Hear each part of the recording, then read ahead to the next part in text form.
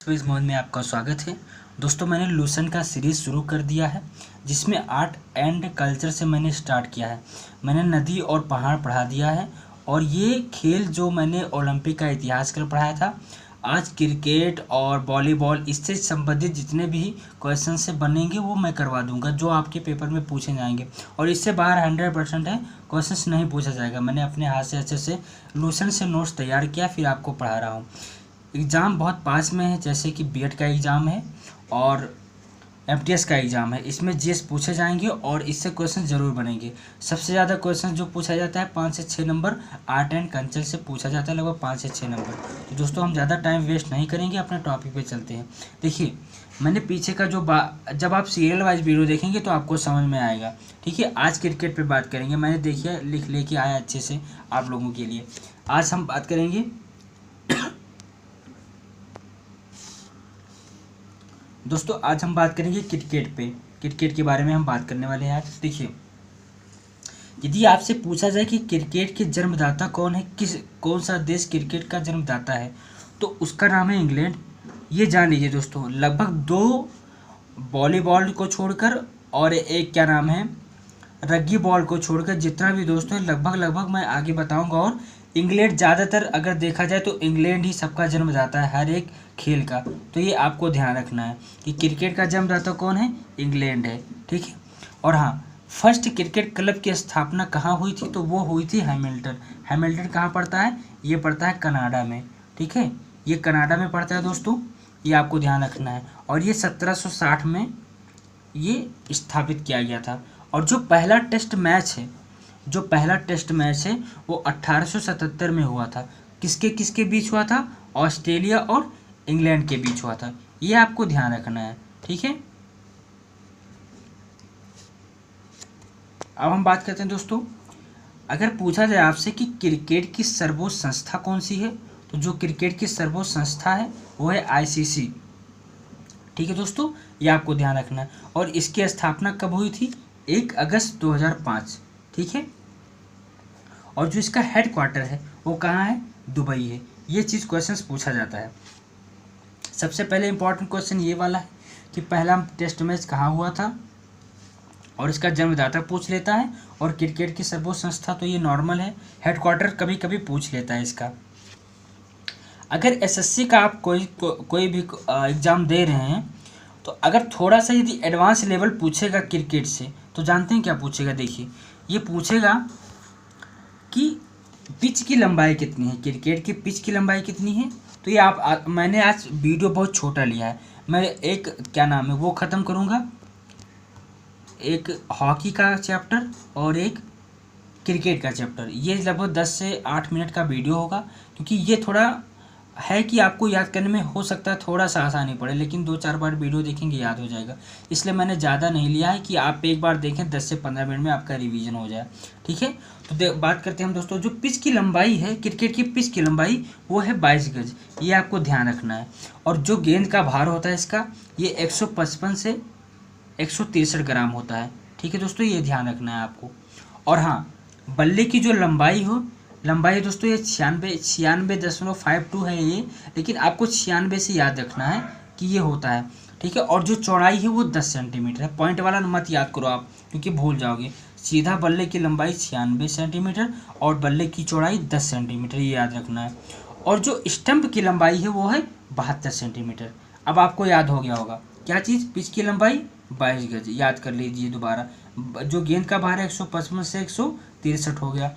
बल्ले की लंबाई 96.52 से सेंटीमीटर और चौड़ाई जो है 10 सेंटीमीटर, स्टंप की लंबाई 72 सेंटीमीटर। ये आपको याद हो गया होगा। और एक जो जब आप लिखेंगे एक बार तो आपको ज़रूर याद हो जाएगा। अब कुछ इसमें शब्दावली प्रयोग की जाती है, जैसे पूछ लेगा कि चाइना मैन किससे संबंधित है, ELWA किस खेल से संबंधित है, मिन ऑन किस खेल से संबंधित है, ऐसे पूछ लेगा। तो ये इतना याद कर लेंगे आपके लिए पर्याप्त। देखिए, यदि कहीं मिल जाए आपको chinaman, batsman, ELWA, maiden, wide, swing, stroke, cover, mid on, slip, cover point, slip point, long off, long on, hook, dead ball, run out. ठीक है, ये तो सबको पता है, जैसे डेड बॉल हो गया, रन आउट हो गया। ठीक है, मैडन कहते नहीं कि मैडन ओवर। ठीक है। मैडन ओवर हो गया, वाइड, तो ये दो जो मतलब जो जैसे डेड बॉल हो गया, ये सब आपको पता है। लेकिन अगर पूछ लिया जाए LW, ये चाइनामैन, बैट्समैन से नहीं, आप इसको कैसे याद करेंगे, यानी बैट किस में प्रयोग किया जाता है, क्रिकेट में, यानी बैट्समैन, ठीक है, इससे याद कर लेंगे आप। मैडन आप लोग जानते हैं कि मैडन ओवर, ठीक है, कहते नहीं कि मैडन ओवर, आपने पूरा ओवर खा लिया, यानी मैडन, इसको जैसे पूरा ओवर ख़त्म हो जाए तो उसको मैडन बोलते हैं, ये आपको ध्यान रखना है। वाइड हो गया, स्विंग हो गया, एक दो बार जब आप पढ़ेंगे।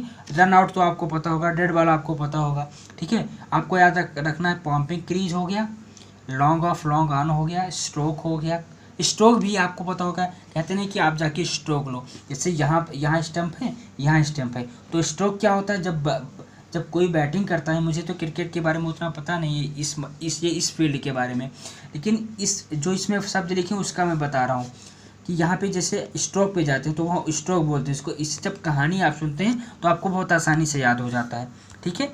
अब देखिए, अब हम चलते हैं हॉकी पे चलेंगे।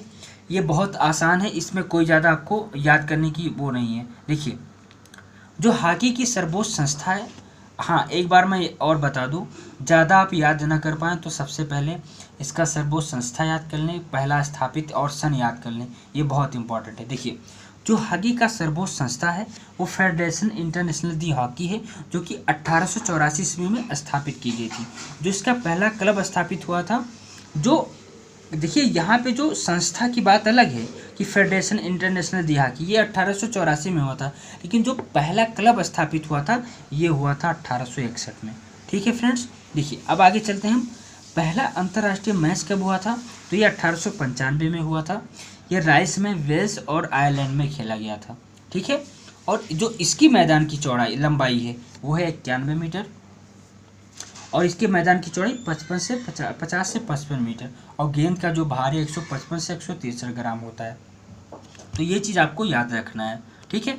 अब इसमें कुछ खेल शब्दावली प्रयोग किए जाते हैं, जैसे कि स्टिक्ट हो गया, पेनाल्टी स्ट्रोक हो गया, स्कूप हो गया, साइड लाइन हो गया, रेफरी हो गया, टाई वेबर हो गया, penalty, under cutting, roll on, push in, shooting, half ball, full back, ये जितना चीज़ है ये चीज़ इसमें पूछा जाता है। तो ये लगभग 10 से 12 वर्ड हैं, इसको आप याद कर सकते हैं आसानी से, ठीक है। इसलिए मैंने छोटा वीडियो लिया है ताकि आप बार बार देखें, सुबह शाम आपको याद हो जाएगा, ठीक है। सबसे आसान है वॉलीबॉल, लेकिन आसान है, लेकिन इससे ये इंपॉर्टेंट टिक कर लीजिए, प्रीवियस ईयर आप उठा के देखना।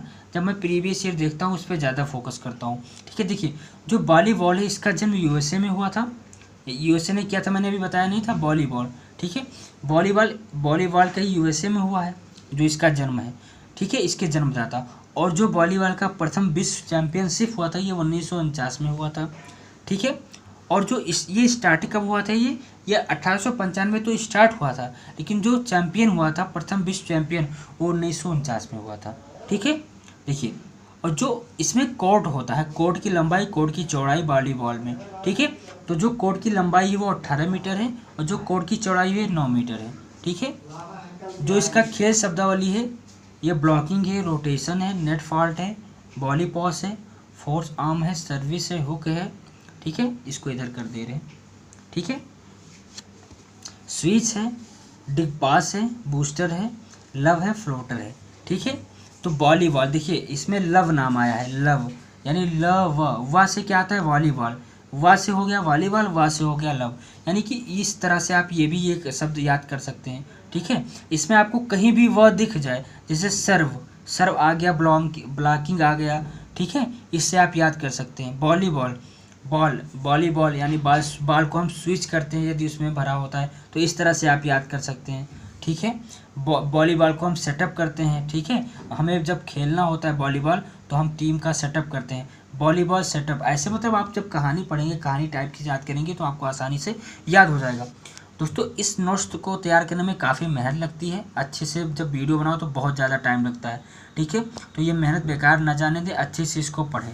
और वीडियो थोड़ा भी आपको पसंद है तो कमेंट बॉक्स में बताइए कि कैसा आपको ये वीडियो लगा, ठीक है।